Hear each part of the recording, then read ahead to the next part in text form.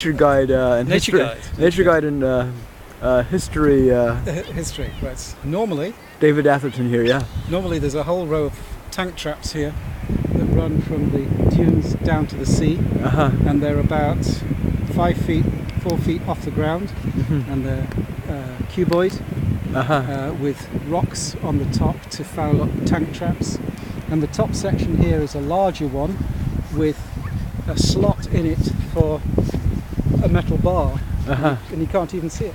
Let's walk over and have a look. And here it just looks like a big pile of Rocks. something. Yeah. That's right. So these are constructed around what, 1939, 40, something like that? About 1942. 42. Yeah. Because prior to that they would have had nothing.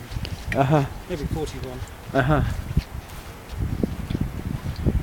And in the distance at the end of the spit of land there you can see the seals.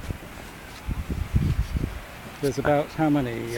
1, 2, 3, 4, 5, 6, 7, 8, 9, 10, 11, 12, 13, 14, 15, and then about 30. So about 45. Wow.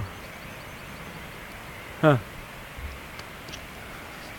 So this is the granddaddy of all the tank traps. And this one's normally 5 feet out of the ground. It's got a slot in it for a big steel bar. So there's another one here, and you'd have used it for driving vehicles up and down, and you'd have anchored the steel bar across to stop tanks. So the steel bar would have gone... Steel bar would have gone from another one here, just across it, slotted in the side. And you'd have a vehicle's width between the two. And then you can just see the tops of the tank traps going down there towards the sea. Right. These stones are the tops of the tank traps. So the tank traps to me are kind of going perpendicular. Going straight down, straight line here, down to the sea. And we're actually stood on top of one here. So they would have prevented tanks from going this way, inland, yes. But what about going up that way? Well, we'll go over there and we'll show you in a minute. But these would have gone across the estuary, down to the estuary, across the other side, and the pillbox there would have been put in an enfilading position for shooting across the tank traps. Firing position. Yeah.